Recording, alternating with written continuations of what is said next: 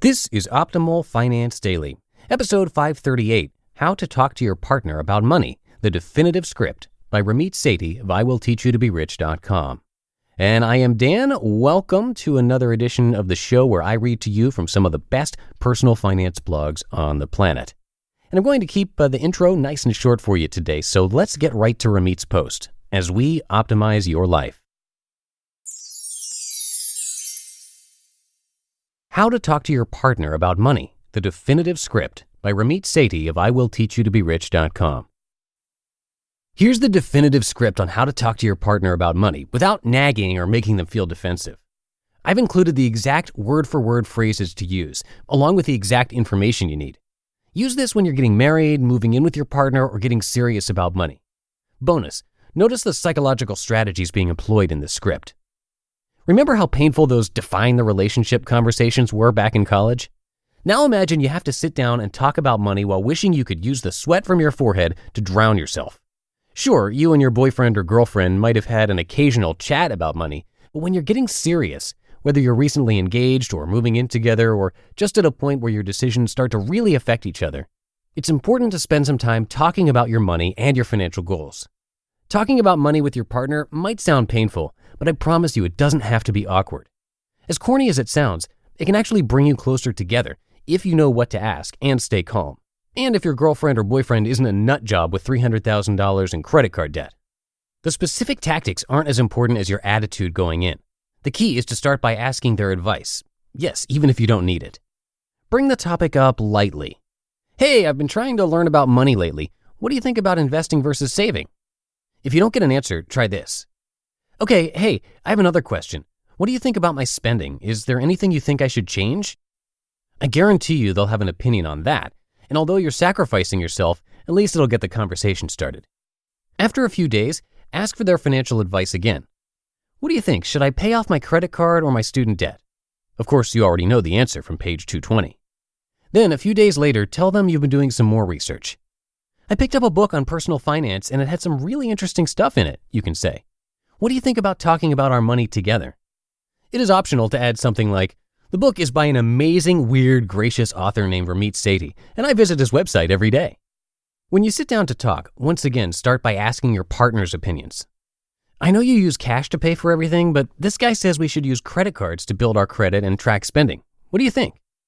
The goal of this meeting should be to agree that money is important to both of you and that you want to work together to help each other with finances. That's it. If things go well during your first conversation, ask if your boyfriend or girlfriend would be willing to sit down again to go over both of your finances together. Remember, it's not about criticizing or noting things that are being done wrong. It's about figuring out ways to help each other so you can grow together. Here are some phrases you can use. You're really good at X, and I want you to help me with my finances. We're going to join our lives together, and I want money to be a part of that. 1 + 1 = 3, which explains why you two can combine money smarts to create synergies. Note, only MBAs or consultants can use this line with a straight face.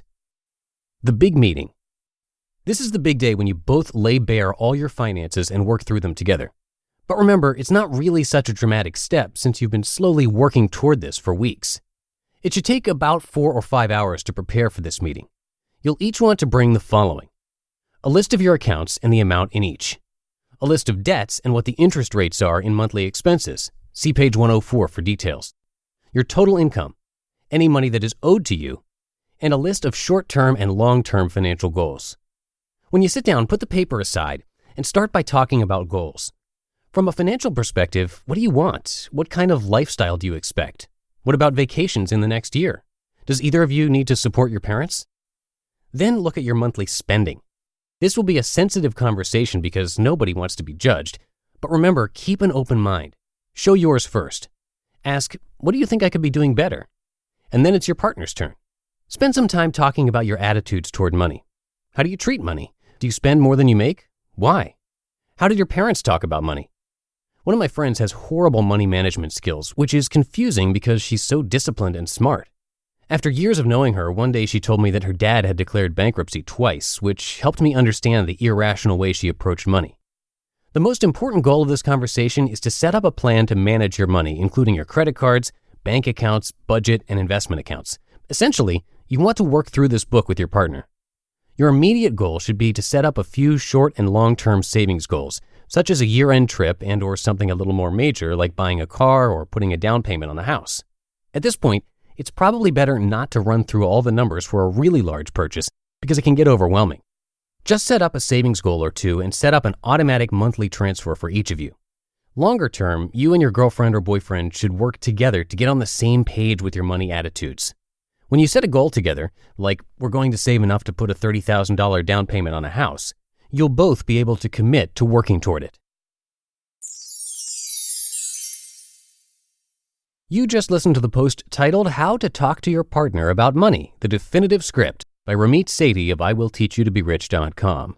And Ramit has a note on there at the end of the article, which I'll narrate for you also. He says, "This is part of Chapter 9 of my book, I Will Teach You to Be Rich.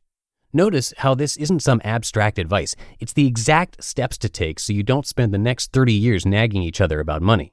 If you're interested in more word-for-word scripts, knowing where you should put your money, and specific recommendations on the best accounts so your money works for you, check out the book. And you can find Ramit's book on his site or do a search on Amazon or Google, and it'll pop right up for you. I'm going to keep this ending short for you today, but before we go, I just want to remind you that it would be great if you could come by oldpodcast.com/support to check out some of the different ways that you can support this show and the other shows in our podcast network. Most of those things you can do are totally free, like sharing the podcast with a friend, writing a rating and review, and more, and we would really appreciate it. Again, that link is oldpodcast.com/support, oldpodcast.com/support. That's it for today. Thank you as always for being here and listening. I really appreciate it, and I'll see you in the Thursday show tomorrow, where your optimal life awaits.